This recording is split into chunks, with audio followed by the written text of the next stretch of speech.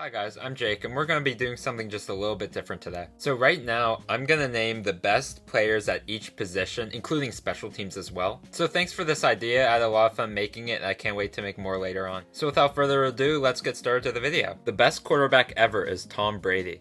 I don't think there should be much arguing here, because I believe Tom Brady is the best quarterback ever. Since Drew Brees is now retired, Brady will eventually have the most passing yards and passing touchdowns in the NFL. He also has more Super Bowls than any franchise with 7, and had double-digit wins every single year he was a starter, except in 2002, where he was 1 win away with 9. Brady never had the best arm and was never a fast runner, but he made great decisions on the field and has some of the best work ethic ever. This makes Tom Brady the best quarterback ever. The best running back ever is Barry Sanders. Even though Barry Sanders was top 5 in rushing yards and top 10 in rushing touchdowns, he ran for at least 1,000 yards every year, made it to a Pro Bowl every year, and was a 6-time All-Pro and even an MVP. I can guarantee that if Sanders played for 5 more seasons, he'd have the record for rushing yards and even maybe the record for rushing touchdowns. His explosive play on the field makes Barry Sanders the best running back ever. The best fullback ever was Jim Brown. The best wide receiver ever was Jerry Rice. Now we all know that Jerry Rice has the most receiving yards and touchdowns ever, but that's not why he's on this list. In his career, Rice would make it to 13 Pro Bowls and 10 All-Pros. He had at least 1,000 receiving yards in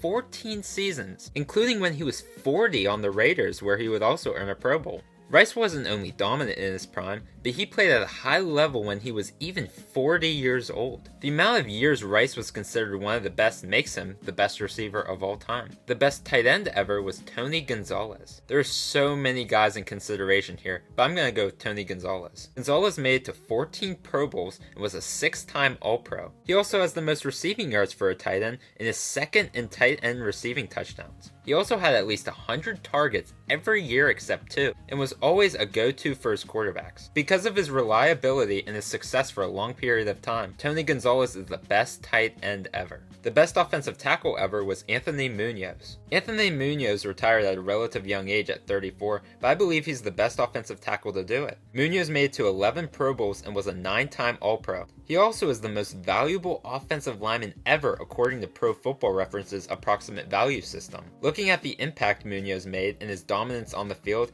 Anthony Munoz is the best offensive tackle ever. The best offensive guard ever was Larry Allen. This was also a tough one, but I believe Larry Allen is the best offensive guard ever. He was an 11-time Pro Bowler and a 6-time All-Pro. Allen made it to a Pro Bowl every year except only 3 seasons and was dominant for so many years. Because of his pure dominance, I believe Larry Allen is the best offensive guard ever. The best center ever was Bruce Matthews. Even though Matthews is only primarily a center for 6 seasons, he's too good not to put on this list. After a slow start in his career, Matthews went into a dominant stretch from his age 27 to age 40 seasons. Bruce Matthews was a 14-time Pro Bowler and a 7-time All-Pro. If Bruce Matthews was just as dominant in his first 5 years as he was the rest of his career, this wouldn't even be a question, but I still believe he's the best at his position. The best defensive end ever was Reggie White. This was another tough one, but I decided to go with Reggie White here. White was a 13-time Pro Bowler and an 8-time All-Pro, along with 2 Defensive Player of the Year awards. He also had almost 200 sacks and was a Pro Bowler every year except his rookie year and his last year, which he retired the year before, so he was kind of a little rusty.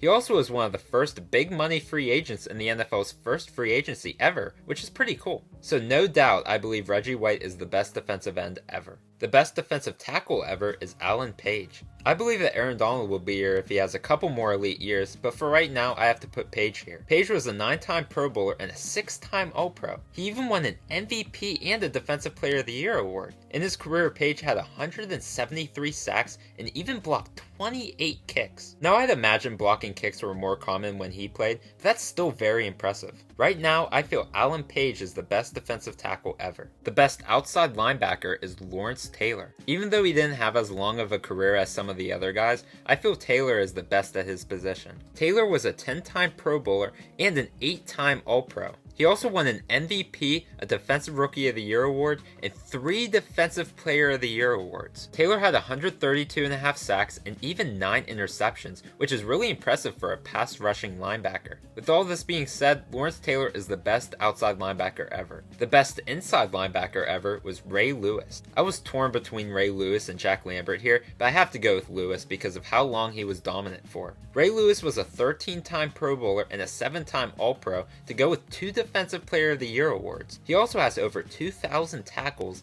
99 tackles for loss, and 31 interceptions. Ray Lewis also paired with Ed Reed to make a strong Ravens defense for many years. This has to go to Ray Lewis for the best inside linebacker ever. The best cornerback ever was Rod Woodson. Now, a lot of you will disagree with me and say Deion Sanders is the best, but just hear me out. Woodson was an amazing dual threat type of cornerback where he was an amazing playmaker and a good coverage corner. Woodson is top 3 in interceptions with 71. He had over 1,100 tackles, was an 11-time Pro Bowler, a 6-time All-Pro, and even won a Defensive Player of the Year award. I know that interceptions and tackles don't really define how good a cornerback is, but Woodson was just an amazing all-around cornerback, making him the best to ever do so. The best safety ever was Ronnie Lott. Even though he didn't become a full-time safety until his 6th season in the NFL, Lott played his best football at the safety position. Lott had 63 interceptions, 16 forced fumbles, and over 1,100 tackles. He also made it to 10 Pro Bowls, 6 All-Pros, and was able to win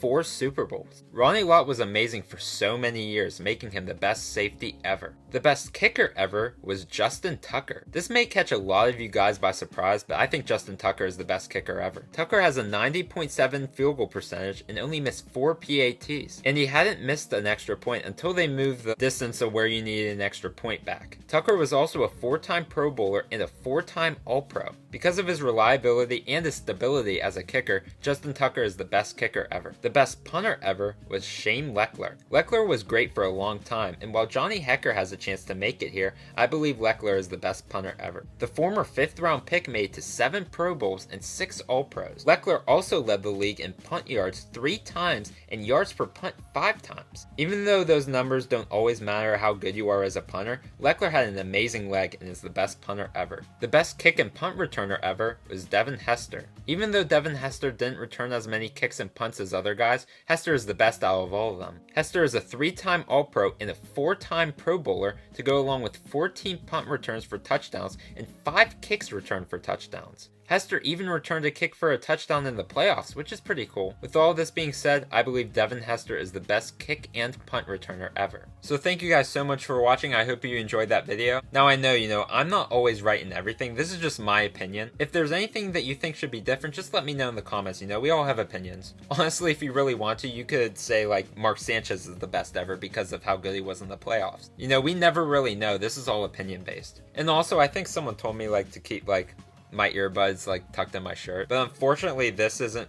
long enough for me to do so, or else you'd kind of see my sweatshirt go out like that, and that wouldn't really look that good. But anyway, I hope you guys enjoyed the video. You guys are the 60 best people on YouTube, and I'll see you guys in 2 more days.